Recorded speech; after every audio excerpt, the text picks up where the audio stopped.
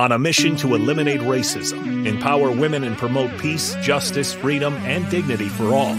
This is the YWCA Hour with your hosts, YWCA Executive Director Karen Bell Dancy and YWCA Associate Director Maisha Essex. Welcome in to the YWCA Hour. Welcome into the YWCA Hour here on 93.7 The Ticket. I am Rico, and I am joined by the two hosts of the show, Maisha Essex and Karen Bell Dancy.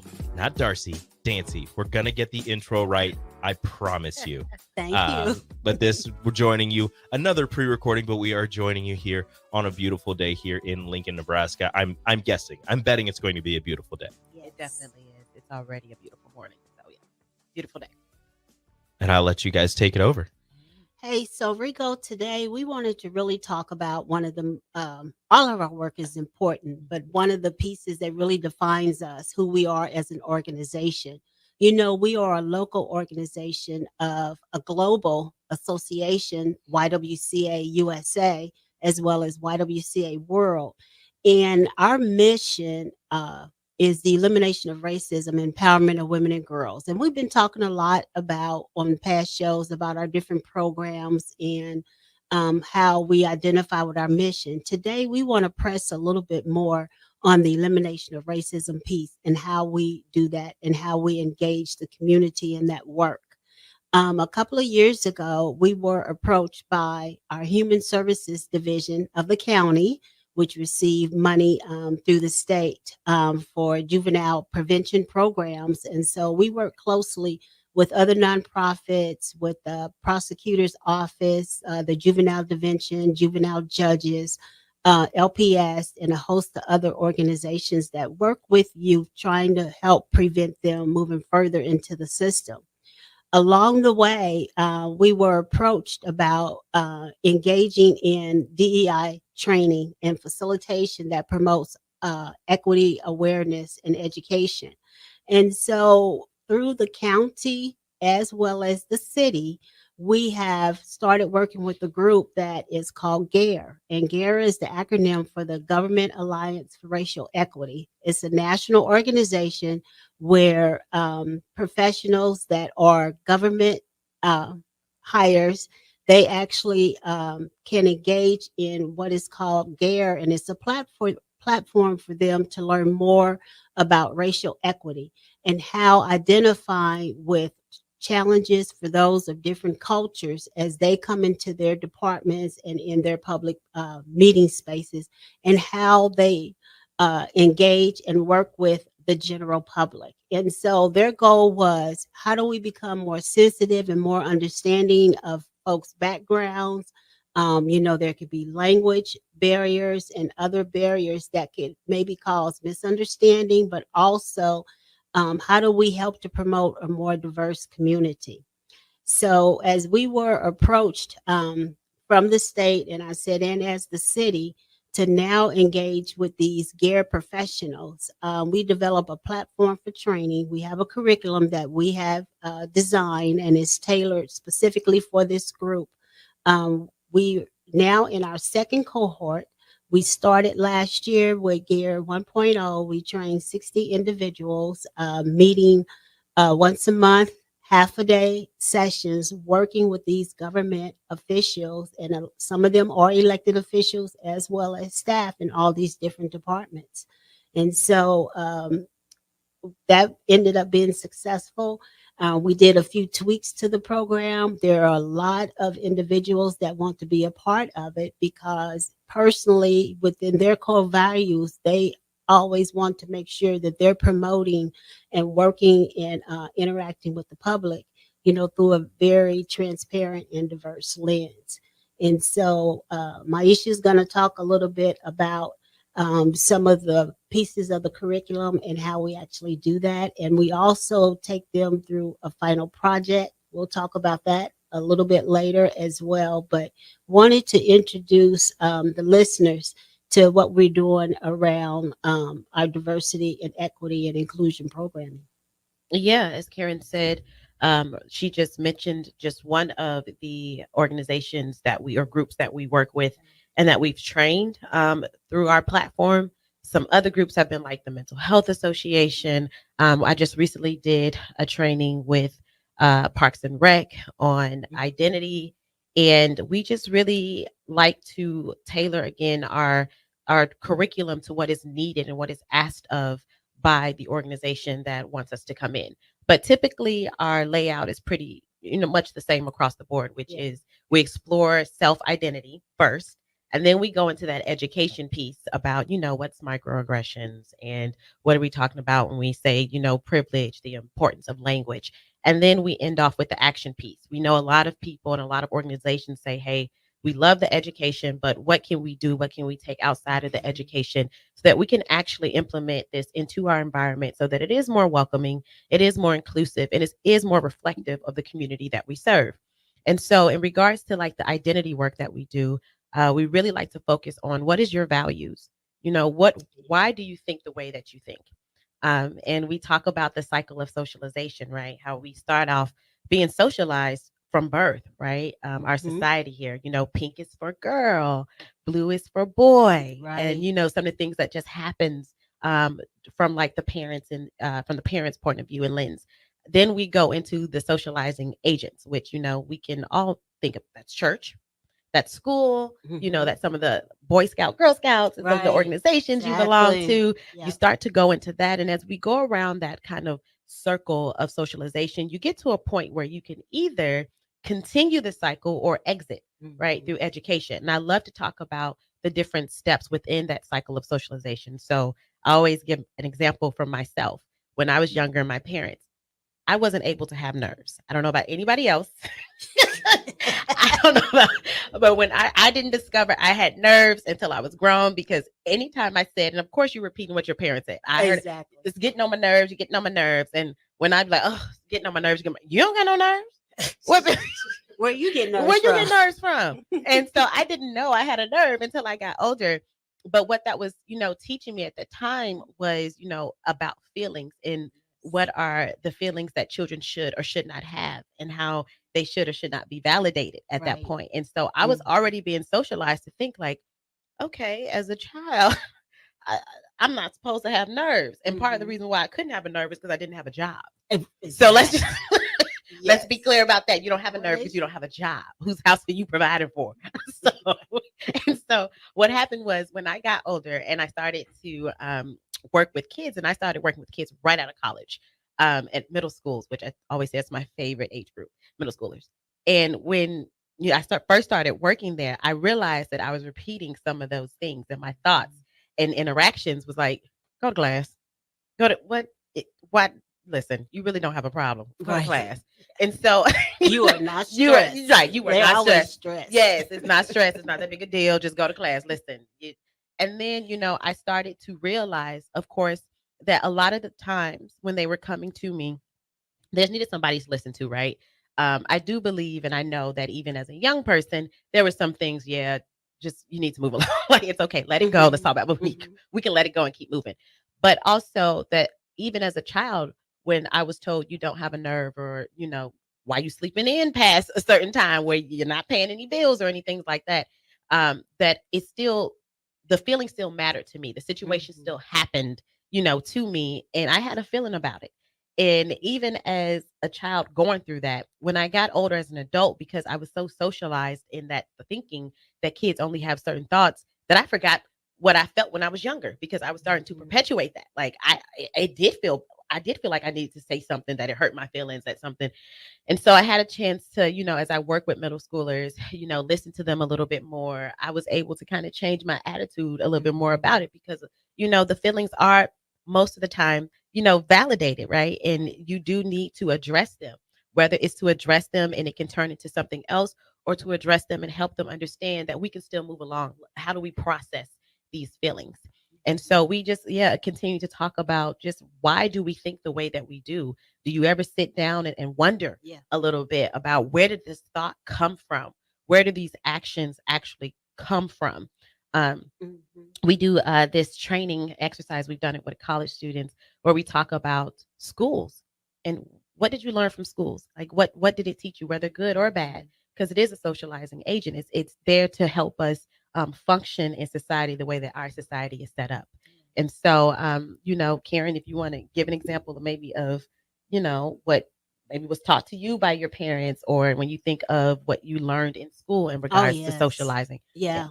Yeah. And this is a generational example here. Because as a small child, I went to a school where it was still majority white students. And so it was an unspoken rule. So this was a norm that when it was time for the class to line up, the white children lined up first, and then the black kids were able to line up. And in my classroom, first grade, they always say you remember your best teacher and your worst teacher. I was in Miss Moore's room. And so we were always, the three of us, two black girls and one black boy, we were always at the tail end. And one day I decided the teacher would come out at recess, put her hand up, and that meant time to line up. White kids run first, black kids in the back. Well, every small child, you want to be the line leader, and so I had practiced being the line leader at home. I was determined I was going to be the line leader one day. When she came out, she raised her hand. Everybody raced up to the line, and I raced first. I didn't even play a recess because I was determined I'm going to leave this room walking from the end of the playground back to the classroom. Well, when I got there first, Debbie Hammond came and stood in front of me because Debbie Hammond had been socialized to understand that children that look like her, they get to be the line leaders and not children like me. And so I pushed Debbie, and Debbie pushed me back. And so we were tussling. And so the teacher put both of us in back of the line. However, she put Debbie right in front of me. So on the way back to the building, little Karen kicked Debbie all the way back to the building. And unfortunately, my sister, because this is when schools would go from kindergarten all the way to like ninth grade, my sister happened to see it and she told on me. But the lesson in all of that is, as Maisha is saying, we all come here equal, and we all come as a clean slate. It's how we're socialized that we develop these pieces of understanding. Maisha learned she didn't have nerves. I was learning that little girls that look like me, I could only be second best, or I had to be at the back. But in my household, I was daddy's princess. So how dare they try to put daddy's princess in back of the line? As I said, I had practiced lining how I would lead that class back to that building. And so these are the kinds of things that we explore in our training. And that's why implicit bias is such a huge part of what we do. We have to peel back the layers of who we are as individuals, where we learn the way of thinking and how we view the world, and how that now impacts how we interact with others. And so those are such key pieces. A lot of folks come into our training with a different set of expectations about what it will be. It will just be about how they interact in the greater community, how they interact with teams at work. All of that is important. But in order to get to that, we have to find that real sense of self and why we think that the way we do. And that's why we go through so many different levels of looking inward before we even start to address the outward piece. How hard did you guys find it to reach that point where you knew that there was something going on inside of you that you realized, I have to change this, and then going through the process and actually changing that, like things that you were told as a child, things that you learned as a child that now you start doing as an adult, and you think, I shouldn't be doing this. How hard was it for you guys to like move past that? It is really hard because it's a lot of that self-reflection, work, and really digging deep into yourself. But a lot of times you can identify it because it didn't work then and it doesn't work now. Right. When I was thinking about myself as a child, and me not having nerves, did my nerves really go away? I may not put my name to that wasn't the name of it, but I was still mad. I was still anxious. I was still all those things. Like them just saying you do not have nerves does not take it away. And when I, was teaching again, I was very young. I had just graduated college. But when I was, in the middle school, I realized it didn't work. You just telling someone to, okay, it's okay, brush, go back. It does not work. You'll still see those same behaviors. And so if you're really kind of in tuned with what you're doing, and that's kind of the catalyst for me, that I really wanted to be really wanted to connect with the kids, right? And I really wanted to do my job well and be there. Right. And so I had to think, what is working and what's not working, and then why. And part of that, and it's very hard, is to realize you're part of the why it's maybe not working. Right. You know. And a lot of people, they're afraid of that, of being a part of the problem, because they're afraid of the label that comes with that. Exactly. Right. And we do this with our trainings. We always let people know so that we create this environment, this dynamic where we can come from truth, because that's the only way you're going to start, is if you come from the truth. So you have to get in a vulnerable place, but also to say, I can recognize how my parents raised me. Part of it was survival mode, right? Right. They were trying to survive Exactly. themselves, right? So I'm Yes. trying to put food on the table, trying to do all these things. I may not have the ability or the capacity to do some of those other things that you may need or want. I just saw another woman who did a podcast, and she was asked about her children, and she said, I was a great father but wasn't a good mother. And when they asked to her to explain a little bit why, she said, because I was a good provider and all these things. And that's what she attributes to being a mother and a father. I want to preface it that way. That, I was a great provider and things like that. But that nurturing side, I wasn't able to do because we had to get food on the table, basically, is what her. And so I understand that as a child and a product of parents who just needed to get the rent paid, food on the table, and things like that, that you can't always do some of these other things, right? So I do not judge them. And that's part of the problem when participants come in. They think in order to look back, then you have to judge and say it's wrong. Right. I do not judge that. I do not say it's wrong. I am just learning and creating the world in the space that now I want to step and walk in. There's no judgment on the back end. So we have to start from there. Is I'm not going to judge, because I know, if you know your parents, you know your people, they've tried their best, right? So I'm not going to judge that. I'm just going to say, this is where I learned it from. This is why I think the way that I do. But because of how I want to move forward, I'm going to go ahead and just tweak it a little bit, and sit down and figure out, well, how can I do that? What are some things that I can do to make sure I'm exiting the circle and not repeating it? Because then we become the socializing agent as we get older. We are now the school. We are now the church. We are now, the outside organizations. Yeah. Yeah. And the thing about it, Rico, this work is very difficult. So when you ask how difficult it is, truly it is. I would imagine the majority of folks that are engaged in this kind of education and awareness work, this was not their intention. You do not intend to do this. But what happens is the life experiences that you have. And as you become a person that has developed civility, and you have community engagement and community awareness, sometimes it just kind of pulls you into that. When we are engaged in training and it's been a 4-hour block, we are wiped out at the end of that 4-hour block. And people think, well, you do this all the time, and we get great reviews on the work that we're doing and all of that. But we still live through all those experiences when we're showing that. And that's probably the biggest piece and the skill set that we have. It's based on what we experience. And our goal is to help others, that when you go really inner and look at inner self, then that helps you to understand why you react to the world the way that you do. Yeah. So it is difficult work. It is difficult work. Yeah, it's very difficult work. And we find that when we're doing this work, we're always happy when we create a space.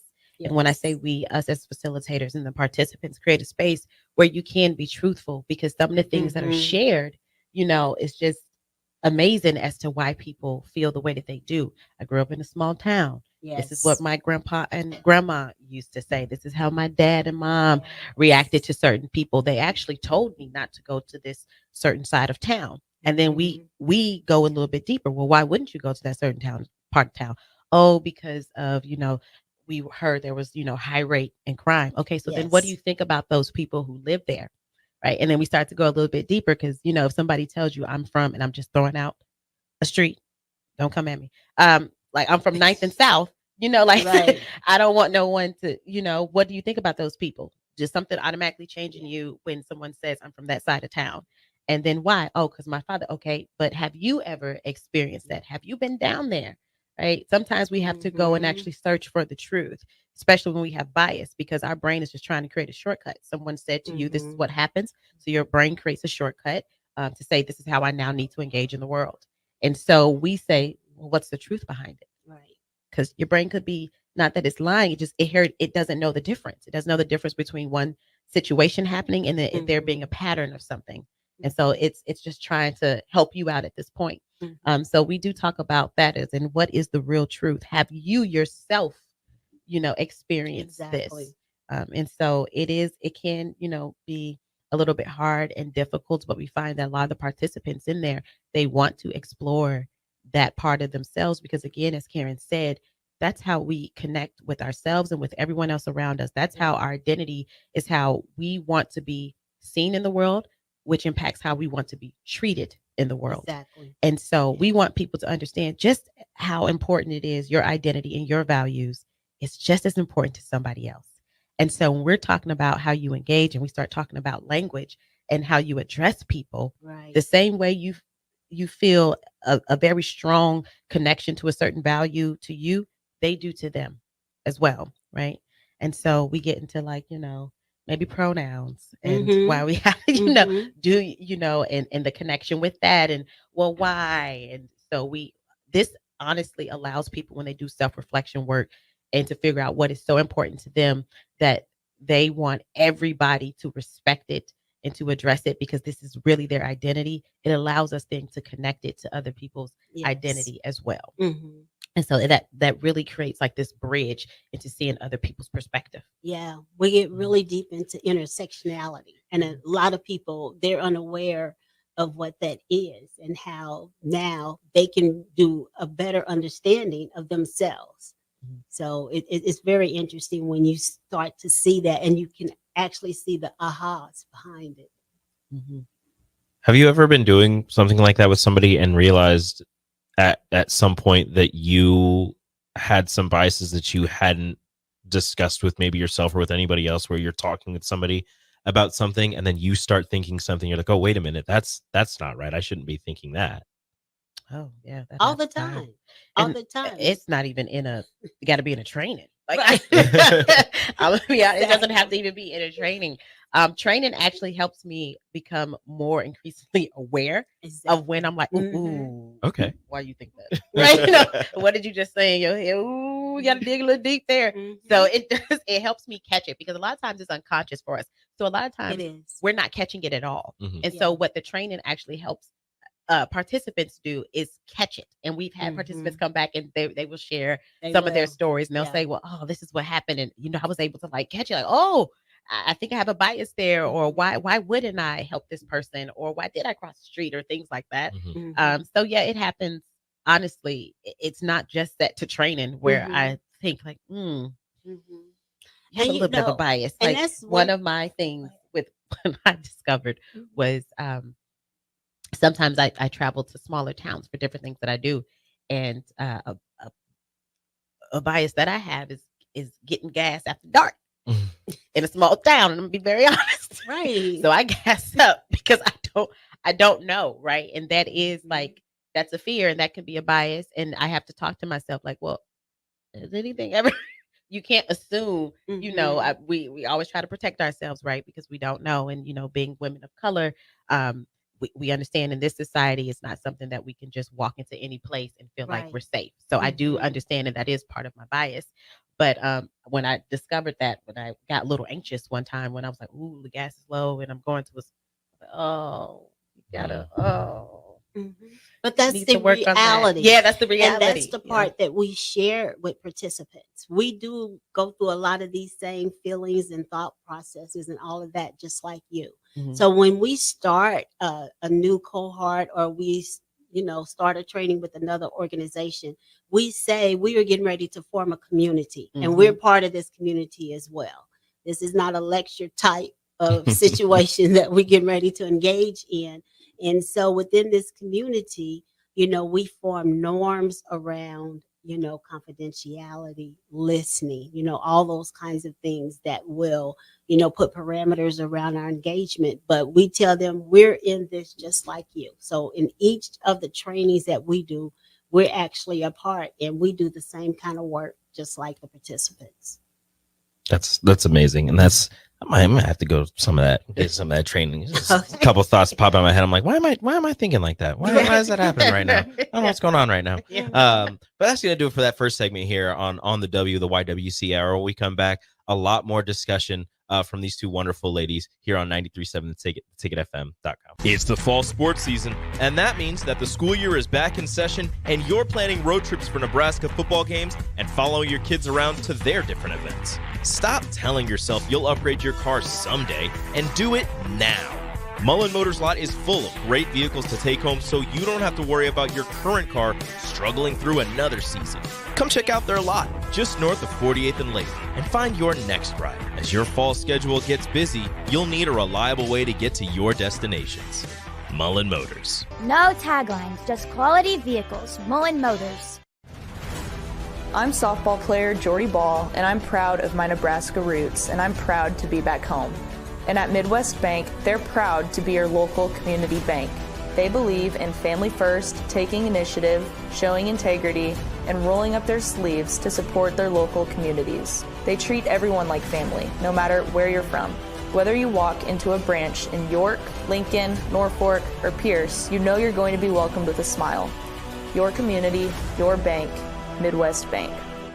Looking for a place to relax and unwind after a busy day? Cigars Lounge at 8th and Q in the Haymarket is the perfect place to enjoy good company, a cocktail, and of course a cigar. Visit Cigars Lounge on Tuesdays for Top Shelf Tuesday and enjoy 50% off select spirits. Cigars Lounge offers Perdomo, San Cristobal, Rock Patel, and more of the top stogie brands that you know and love. But that's not all. If you mention this ad between noon and 5 p.m., you'll receive 15% off your entire tab just by mentioning the ticket. Check out Cigars Lounge today at 8th and Q in the Haymarket.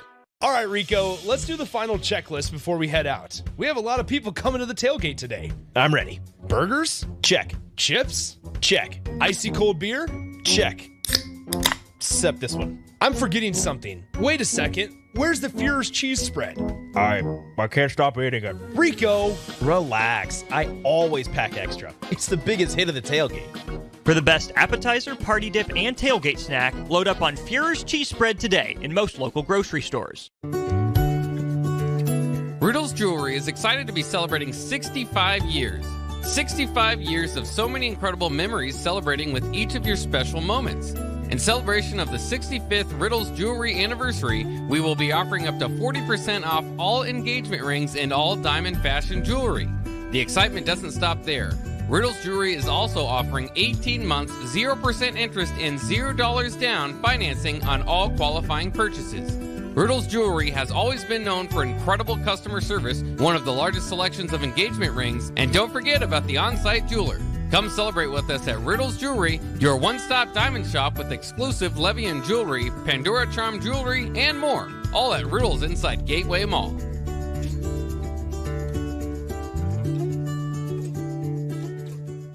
Mulberry Barbecue by Single Barrel is the answer to all your lunch and dinner cravings.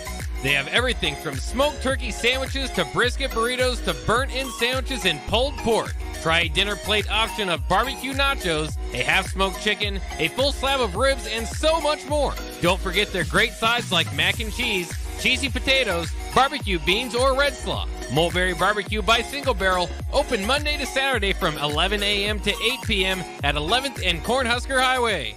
Garage doors can be expensive. Are you keeping yours in the best condition possible? This is Cameron Hall with Doors Plus. Doors Plus is a locally owned business that prides itself on the fast, reliable, and friendly service. Doors Plus offers flexible scheduling so you can book an appointment that fits your busy day. My team and I will come out to your property, both commercial and residential, and provide you with the necessary information you need to make sure your garage door is in working and smooth condition. Give Doors Plus a call today at 402-590-5800 to book an appointment and learn more about our preventative maintenance plans. Doors Plus, garage doors, and more. What's the radon level at your home? Don't know? Find out with a call to Bryant Air Conditioning and Heating. Make sure your home is safe with a radon check from Bryant. If you've already tested, ask Bryant for a free estimate for mitigation. Once completed, you'll get a report showing how much safer your home is. When it comes to radon, call Bryant 467-1111 for testing and mitigation. Bryant Air Conditioning, Heating, Electrical, and Plumbing. We do whatever it takes. Constructors is now hiring for all positions, with laborers starting at $23 and up based on experience. Constructors has immediate job openings for laborers, mechanics, bridge builders, operators, and drivers. Start your new career today. Constructors offers great pay, health, dental, and vision insurance, paid time off, paid holidays, and so much more. Join the crew today and be a part of Nebraska's oldest paving company dating back to 1908. For a complete list of openings and to apply online, visit constructorslincoln.com. This is James Harrell with NP Dodge Real Estate. When I became a licensed realtor, I wanted a brokerage that would help me grow in my new career. I found that in Lincoln First Realty. When Lincoln First was acquired by NP Dodge, the training and support I received only got better. I love knowing I have the power of the NP Dodge brand behind me. I would recommend NP Dodge to new agents looking to jumpstart their real estate career and to current agents who want to take their business to the next level. Expand your career with NP Dodge. Call Eric at 402-434-2222. It's game day at Raising Cane's. If you want to order like a champ, it's the action off the field you need to focus on. The only play you're running is chicken. So what combo are you picking? Make it a perfect season. We've got tailgates of hand-battered, cooked-to-order chicken fingers and cane sauce, and jugs of freshly made tea and lemonade. All available to order online or on our app. Touchdown! This season is about to be unbeatable. Raising Cane's Chicken Fingers. One love. Back to the YWCA Hour. Here are your hosts, Karen Baldancy and Maisha Essex. Welcome back. YWCA Hour, the W here on 93.7 The Ticket, joined by Maisha Essex and Karen Baldancy. We're here in the second segment. I believe we are going to talk about some microaggressions. Yes, we're going to talk about, so in the first segment, we talked a little bit more about the identity part of it and that self-reflection. And then typically in our training, that's when we start to move into education, because people are a little bit more open and aware by the time we get into the education, because they are on a mission to expand their capacity now, because now they've looked at, all right, this is why I think the way that I think, this is what I'm doing, I want to get better. And so they become a little bit more open to the education piece, because it becomes a personal mission at that point. Yes. And so we start talking about a variety of topics, and this is where it always gets a little fun. We're talking about different things, one of them being privilege, right? And we've said it before on this podcast when talking about privilege and how that's always interesting to teach, because a lot of people just associate it with like economic status. Right, exactly. And so you'll get a lot of people saying, well, I also grew up that way. My parents also didn't have a ton of money. And that might be true. Mm-hmm. And so you were not privileged on an economic status based, but you were privileged in other ways. Were you male? You still had privilege. Were you white? Still have privilege, because in this country, certain things are set up, or certain people and classes are set up to exceed a little bit more than those who have to just continue to climb. And so that just means you have privilege. You've started at a different spot. When we talk about privilege and people look around the room, and some people will say, well, we all still got here. We're all still here. And I said, well, that is absolutely great that we all still made it here. But my journey here was a little bit different. Right. While you had to jump through 2 hoops, I had to jump through 7 to get here. And just because I got here doesn't mean that the way that I got here should be the standard for everybody else behind me. And if no is the answer, then we have work to do. And then we also have to look at, well, why was your journey only 2 hoops and mine was 7, Mm-hmm. And so that's when we start to get a little bit more into privilege. That means that there was 1 hoop you didn't have to jump through that I did. Was that a gender thing? Was that a race thing? Was that a class? Was that economic status? What was that, a language that you did not have to jump through, but I did? And again, should those hoops be there, right? And so we talk about that, and we talk about, privilege, and we get a lot of people to kind of understand. A lot of us are privileged in many ways. Education, it can be earned, so we try to look at that and get people to understand that we do not all start at the same point. Mm-hmm. And sometimes society, the way that we're set up, our society allows you to start way ahead of certain people. Mm-hmm. So we need to look at that, and is that equitable? And how do we fix that? And how do we address that?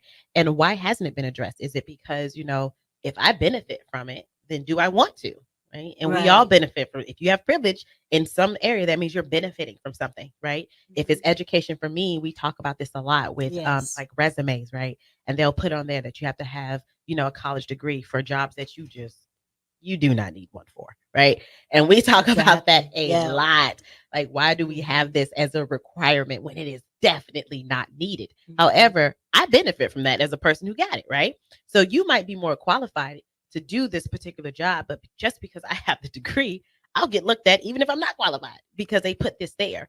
And so I do understand that my education, of me just saying that I have a degree, opens up doors for me. We talked about, someone said, I don't have a degree, but my wife does, and our time was really hard. We had different journeys in regards and processes in regards to obtaining a job. Hers was way easier. Now she's in a job that she didn't even go to school for. I say, oh, that degree allowed. I can put that down and, a door open in a field that I've never even had any interest in. But just because I put down that I have a degree, then there we are. So I'd like to point out the ways that I have privilege too, as a woman and as a woman of color, the way that I, have privilege, because again, people seriously just think it's about economic status, and it's not in so many ways. So we talk about that. We talk about bias and the different types of bias that we have. We talk about how it's our brain shortcut, because a lot of people, when they think bias, they also think, like, even if we say unconscious bias, they sometimes still think it's overt. Like, right. I'm not going to admit to that because now you're going to say I'm racist, or I'm an ist, I'm something. And we're like, no, sometimes your brain will just create this shortcut for you, and it becomes unconscious. And so you start to treat people in the world a certain way based on that. And so, it was me. Sorry. You start to treat people based on that. And so we talk about the different types of bias, like confirmation bias. So I'll only watch the news that I know will confirm what I already believe. So that's confirmation bias. We talk about halo bias, where if I see one good thing about somebody, then I just assume they're all great, right? So if on that application they say Harvard, they can do everything, right? If I see a resume that got Harvard, ooh, this person must be great, right? Without knowing them, without interviewing them. That's halo bias, right? I mean, and then we have like the opposite of that is horn bias. So if I see one thing about them that I don't think is great, then I say the whole human, the whole person, they're all their experience is not Presbyterian. Good. Right. Yeah. So we do that. So we just go through the different types of bias, that we have: unconscious bias, implicit bias.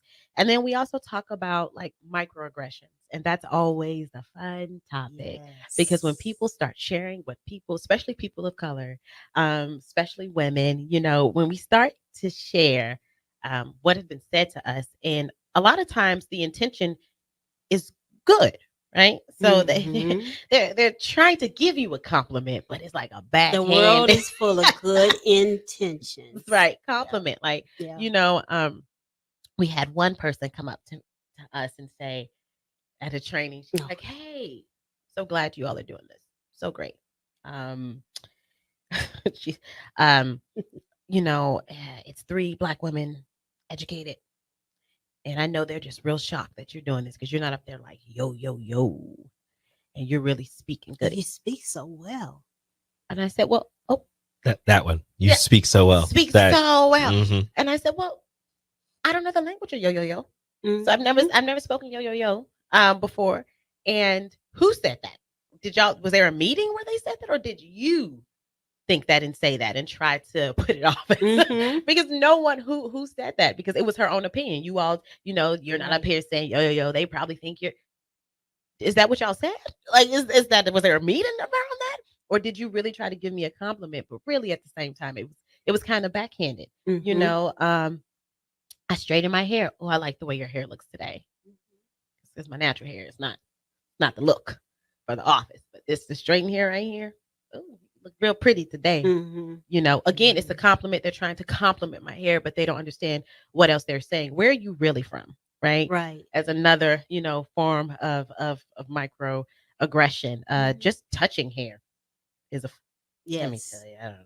Yeah. And I always say Walmart has been like the biggest place for offenders who touch hair. Right. To walk through. Because everybody whose hair has been touched at least once at Walmart. So, I don't know. I don't know what's going on. But again, they feel like it's like, oh, your hair. It's like an exploration thing. I want to touch. And it's like, why are you petting me and touching me? And this is my personal body, especially when you didn't ask prior. Right. So what's happening? You always have that story that you tell about yourself, the woman who touched your skin. Oh my goodness. Yes. Yes. Coming back from my hometown of Kansas City, Missouri, and I was bringing my great niece with me to stay for the summer here in Lincoln, Nebraska, and stopped at a Quick Trip up on the northwest corner of Missouri, you know. And so I noticed the lady kept looking at me, and she was real fidgety. And so I get to the counter with my great niece getting ready to pay. And next thing I know, I feel this hand rubbing up my arm. It was summertime. And I jumped, and she said, "Oh my goodness, I just been staring at your skin the whole time in here. I just wanted to touch it." And immediately, see, these are the kinds of things that you experience, and everything goes through your head. Do I smack her? What do I record? What do I do? But my whole as I started to process that and what my reaction would be, I was so focused on my great niece who was about 10 at the time. What message do I give her that when things like this happen to her? And so that's what made me say, "Don't you ever touch me again like that." But my reaction was nowhere near the level of the clerk behind the counter and the manager. They were livid. They were livid. She said, "Did she touch you?" And uh the clerk said, "Yes, she touched that lady." The manager said, "Get out of here, get her out of here." And just, and then as I turned around, there happened to be a black guy, like two people behind me, and he said, "I got your back, sister." See, those kinds of things, you understand from which part of the community and how you have to be either defensive or offensive. But for me, the biggest piece was, what do I share with my great niece? That this is how society views you, and how looking at the color of my skin, it just infatuated her to the point that she wanted to actually reach out and touch someone. Now she's lucky that, her hand was intact when she pulled it back, but she may not be that lucky the next time. Just like as Maisha talk about people wanting to, touch hair and all those kinds of things. Yeah. And so part of what we do with the training is in sharing these kind of stories, and people, when we share these kinds of experiences, and we always tell them it's not a scenario we made up. This is what we actually experience in our daily life. They are like, "Oh my, I would have never done that." Well, wasn't she just trying to say that your skin tone was beautiful or whatever? And we have to really work through that educational component of why that is not accepted. Yeah, we're not pets. What is it saying to us? What is the message that's behind the action or what you're saying? Yes. If you have the ability to just, without permission, right, to Mhm. touch our body, Right. right? Let's think about where In that my started and space. where that came from. Right. Without permission, you just have the ability Mhm. to walk up to me and just Mhm. touch my body, and treat me as if I'm not human and a pet, right? So what is that saying, and why would we react that way? For someone to just come up, whether it was the intention was, "I really like your skin tone," or "I really want to, I like the way your hair. I've never been able to touch your hair like that," or Right. whatever the intention is. It does not negate the impact, and we Mhm. always have to talk about that. What was the outcome? And just because your intention was a certain way, or you meant it a certain way, doesn't mean that the impact didn't land. And so Mhm. you have to connect with the impact of what you actually did. Right. Right. Right. And you can be educated as to why, as a Black person, I wouldn't want somebody to just randomly touch my body and feel like they have the authority to just touch my body Mhm. and do whatever they want to do with my body, and I should just accept it. Right. You know, After having been stared at so much. Mhm. And to be honest, as we get more and more understanding and knowledgeable about where we come from and our ancestors. You know, our ancestors were the ones that were put in cages and were part of the sideshow. And then different parts of our body, you know, the crowd came and they were ooh and ah and, you know, made fun of. Understand that that's where all that energy started. And now that privilege has come down through that. And as Maisha say, you just have the right to just violate me as an individual. And you're saying, oh, it was just so beautiful. Yeah. That's not good. Right. So we get a lot of pushback sometimes. Well, yeah, just because they are trying to, again, talk about their intention behind it, which justify. I can understand the intention, right? I'm not saying that your intention wasn't true. Like, I really didn't mean that when I said that. And I get it. And that's great. And I always say with intention versus impact, your intention will allow me to forgive you quicker, right? Because I know that's not what you meant. I know you as a person. So I may be able to forgive you a little bit quicker and let that door open for forgiveness. Right. It doesn't mean that it didn't happen. And I always use the step on my foot as an example. If you step on my feet with a heel and you say, ooh, my bad, I'm sorry, it still hurt. Right. You saying sorry does not take away the pain. You saying sorry does not take away the action.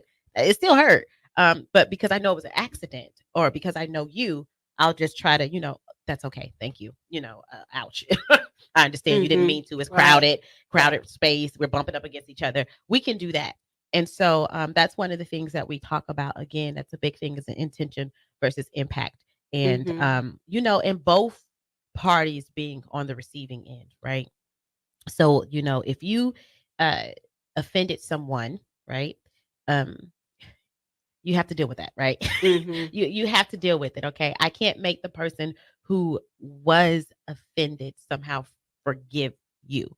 So you have to be open because I think a lot of the places, especially in the work that we do now, we all want to create a certain type of environment. So a lot of us, especially if we're in the space too, at some times to educate and be like, why, or to just be like, no, or to say something back, right?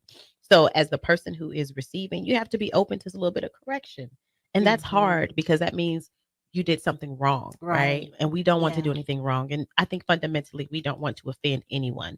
And so we go into defense mode because I don't want to defend you. So you have to be open to that correction. And as the person who offended, you also have to be open to just correction with no explanation.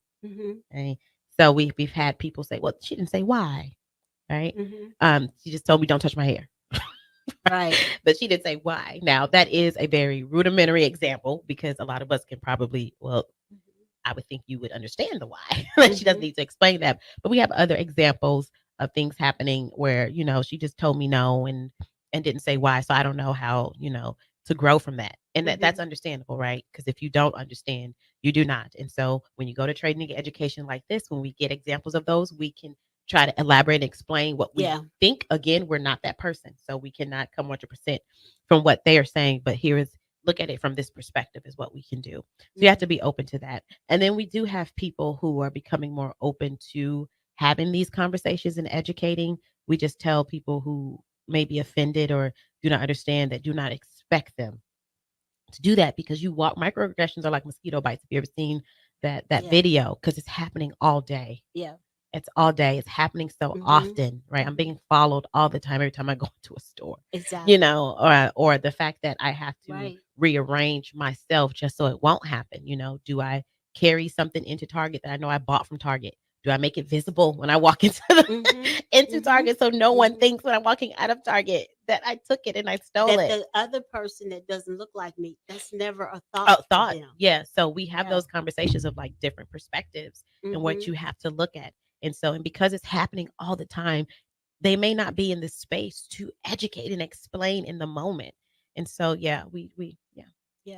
Just go ahead. just a lot of little things that add up, and you don't even think sometimes if you're not, you know, the person that it's happening to, you don't even think about it. You don't even notice it. And it's just things that, and then somebody mentions like, well, I didn't notice it. I was like, yeah, you didn't notice it because it didn't happen to you. You just walked right by and nothing happened, but I was right behind you and they had to check my receipt. Yep. Yeah. We had the same cart full of things. They checked my receipt. They didn't check yours. Exactly. And that becomes the blind spot. We do an identity activity, and it goes through like 5 or 6 questions about your identity. Like, what part of your identity do you want to learn more about? What identity identifier do you not really think about? And so it's this wheel of identity, and we have different identifiers like race, gender, ethnicity, religion, language, and all of those things. And I always ask after that assignment, well, which question was the most important to you? And then they'll go say, the identity that people most view me by, or the identity that I want people to actually get. They'll say things like that. But the one thing that they don't ever say that I always bring up, I always say number 2, I think it's like number 2 on there. The most important question is, for me, is identities that you think the least about, because those become your blind side, as you just described, blind spots, as you described, Rico. Those become the blind spots. If you never think about language, then you're not thinking about language when you're engaging with other people. You're not thinking about language when you're creating policy. You're not thinking about language because you never think about it, right? I'm not thinking about that until somebody brings it to your attention that, hey, we need to translate these documents into, but you don't think about it. I never think about religion, right? Because we live in a community where Christianity, right, is the number. So I don't think about that, and how some of the things that I'm doing might affect you and what you believe in and how you practice. I don't think about it, right? And so I always say, when we do that identity wheel, to me, that question becomes really important in regards to how we engage and set up our environment, because those are your blind spots. You don't think about them. Blind spots. Look at you. Look at you. I'm telling you. How many times I almost got in an accident because of a blind spot? Right. And that's just driving a car. You gotta think about just life. Exactly. But hey, that's the second segment here. We got one more when we come back. The YWCA Hour here on 93.7 The Ticket, theticketfm.com. Are you ready for a new opportunity? Check out Sandhills Global. Join a dynamic team where your skills are valued and your career can soar. We offer full-time positions with a 4.5-day work week, competitive pay, excellent benefits, and a positive work environment. From IT and marketing to sales and finance, we're looking for talented individuals just like you. Apply today at sandhills.jobs and take the first step towards an exciting future. That's sandhills.jobs. Don't wait, apply now. Hey guys, it's your girl Jordan from Sartor Heyman Jewelers. Gentlemen, it's time to elevate your style with something from our men's jewelry and watch collection. Why not treat yourself to the ultimate in luxury? We've got an incredible selection of pre-owned Rolex watches, even those hard-to-find models you've been dreaming of. Whether you're stepping up your game day look or adding a touch of class to everyday wear, our top-tier collection is sure to impress. Stop by Sartor Heyman and discover the perfect piece to reflect your unique style. Until next time, happy shopping, guys! NEBCO is hiring CDL drivers for ready-mixed concrete, Husker Concrete, and Beatrice Concrete. NEBCO offers great pay, medical and retirement benefits, paid time off, and they pay for CDL training. Apply today and start your new career with a $2,500 hiring bonus. From NEBCO's beginning in 1908, it's the employees that have formed the company's solid foundation. Start your career today. Visit nebcoinc.com. That's NEBCOINC.com. General Fire and Safety has been keeping Lincoln businesses and commercial structures safe for more than 50 years. From a simple fire extinguisher to full fire suppression systems, Lincoln has trusted General Fire and Safety to provide top-of-the-line products, installation, and maintenance. If you're starting a new business in a brand new building, call on General Fire and Safety to help you plan a fire safety system that fits the specific needs of your business, employees, and customers. Call General Fire and Safety today at 402-261-0116. Midwest Bank is proud to be your local community bank right here in Lincoln. This is Travis with Midwest Bank, now with 2 branches conveniently serving Lincoln and 8 other locations across Nebraska. We're here to help you with any of your needs. From opening a checking account to buying a home or financing your business, our staff is here for you. Stop in and you might see Shin Daddy himself. Your community, your bank, Midwest Bank. Learn more at midwest.bank, member FDIC. Ryan with all this red and all these people around, I'm still not seeing the tailgate. Todd Spidell, former body shop owner, terrible driver. We're getting close. Now, did you know with 3 locations in Lincoln and hundreds of years of combined technician experience, we can get Husker fans back on the road even quicker and safer after their tailgate mishaps? Oh, Todd, turn left right here. Left or right? Left, right here. Right? Well, you wait for the tow truck. I'm getting a hot dog. Well, I guess while I'm waiting. All right! Most recommended! Eustace Body Shop!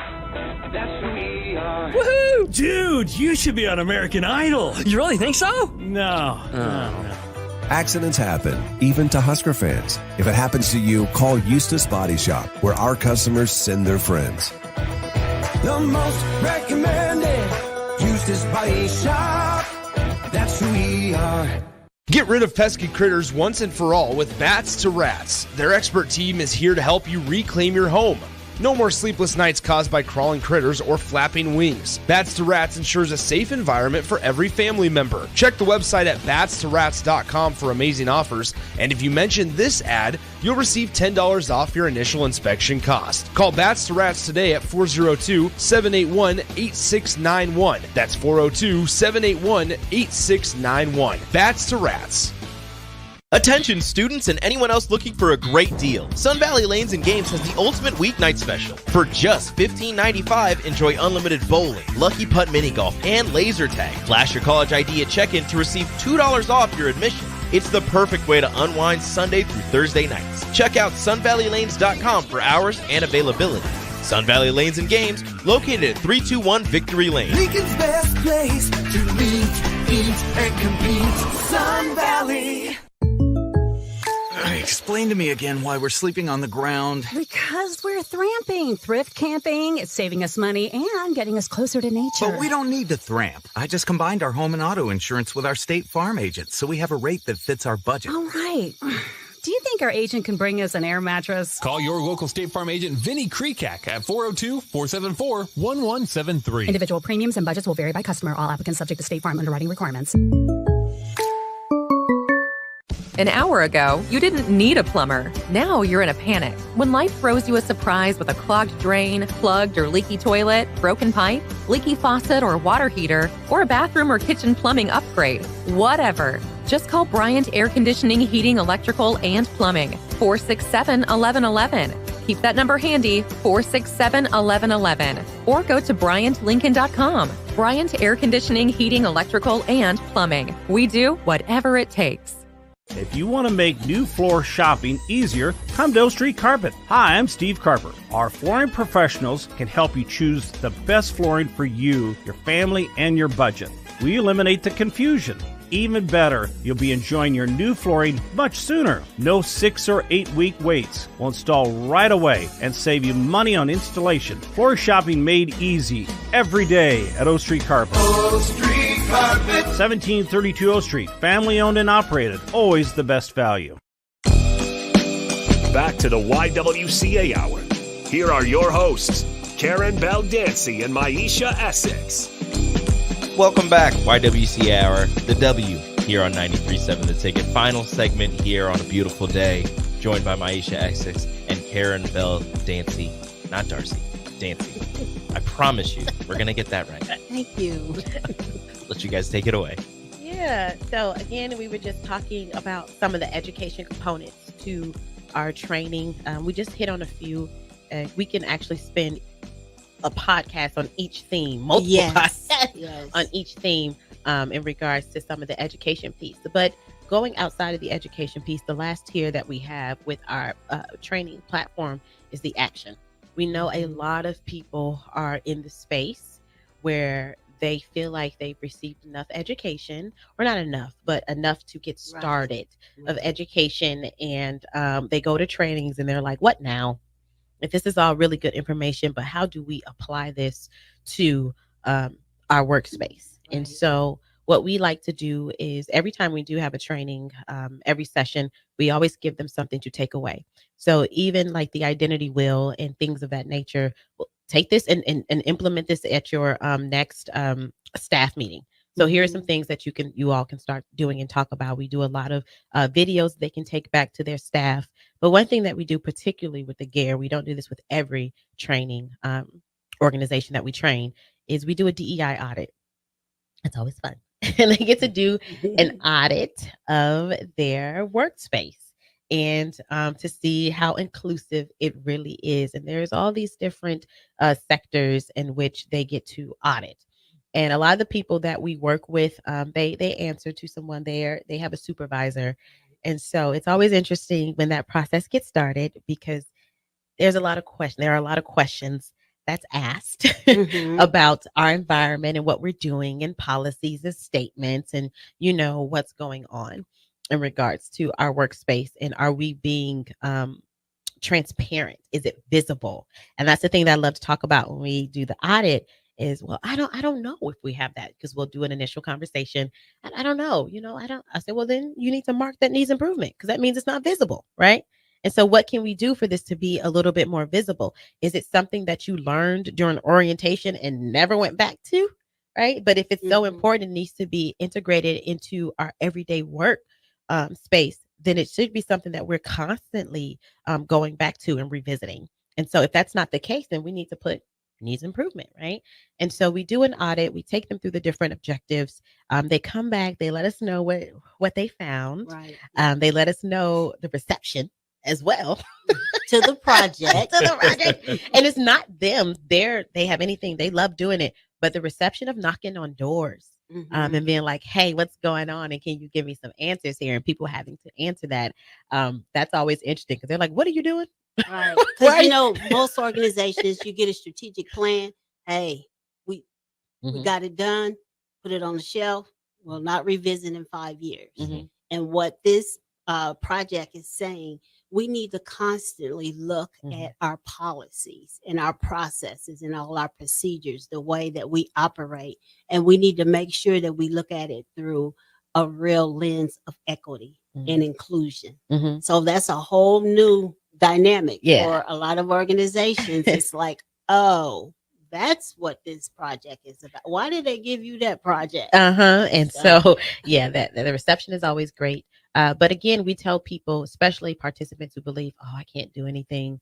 I can't make a change. I'm not the one making the decisions. We always tell them, you just knocking on a door is doing so much, because you're one of 50 of participants in here, right? And so just asking the question, a lot of times things are not brought to the forefront because no one will even ask the question at times. But if you're starting to ask the question, then your fellow department coworkers also asking the questions, then we can start even getting the door open after we knock. Like, let's just see where we can go. But we also tell participants there are so much things that you can just do in your space. It doesn't have to be big. We're not expecting you to somehow solve equity and inclusion. I mean, because if that was the case, then we wouldn't be here. Like, if we had the answer, the 100% answer on how to, we wouldn't be here. It's an evolving process. It's a discussion. It's just being open to being welcoming and inclusive and expanding your capacity so that everybody feels engaged and supported in your space. And so that's all we're trying to do here. And so we have them look at, even if it's like the room that we're in right now, if this is your space, is it inclusive, right? Who's on the wall when somebody walks into your space, right? Who are they seeing when they walk in, right? How are you greeting them? Right. And so it can be something as little as that. It can be looking at, we talked about language. How is things being translated? And so we just walk them through just all the different things that they can do, no matter what the scale is, like how big they deem it is. Because I say, whatever you do, it's moving the needle. And so I don't say a big or small project, whatever you can do to move the dial, to move the needle. Let's see how we can do that, because all of us have the power to do something. And so that's what we want them to take away, is that we all have the power to do something, and let's start here. So that's what we do with our action piece. And at the end, when we culminated GARE 1.0, so this was a year-long engagement. We had presentations. The presentations were so powerful. So the participants really did the work. They went back to their various departments and, they really worked hard on it. And like Maisha said, just the fact that now they were asking the questions. Some of them brought in like their immediate supervisor and other from their departments to see the presentations. And now it really makes sense for them, the culmination of their work. And so we were excited to then be asked to do a second cohort. So currently we are in year 2. We're talking with the Human Services Division that wants us to consider a third cohort because they are really interested in that all of their professionals would have the same type of training and, have the same baseline of understanding around DEI. So we know how important the work is just because of a lot of the rhetoric that we hear around DEI. We talked about that on previous shows. And so we want to continue to keep doing this kind of work here in the community. We're so happy that last year during the State of the City address, our mayor talked about having all city employees to be engaged in this level of training. So within our current group, we have 25 different departments that are represented by participants in there. So within our community, we have a real good understanding of how important this work is and what it means for Lincoln as a welcoming community. So we are excited about it. We will continue to do this work. If there are other organizations that would like to have a conversation with us of how that could look for them, we don't only work with the government.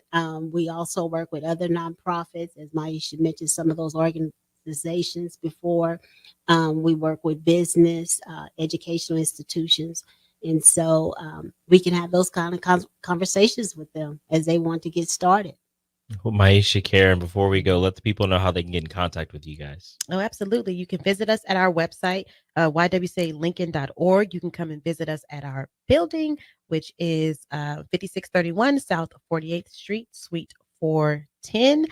We're always excited to have you come and visit us and learn a little bit more about us. As Karen said, if you want to engage with us, whether it's to volunteer or to have us come out and do some of these trainings with you, you can let us know through our website. There is a email that you can click on or a link that you can click on to send us an email to get in contact with us. If you feel so inclined to donate as well, that is an option on our website as well. Yes. Thank you both so much for another wonderful show. Just let everybody know. Keep your hands to yourself. Keep your hands to yourself. Keep your hands. What are you doing? We'll talk to you next week on the YWCA.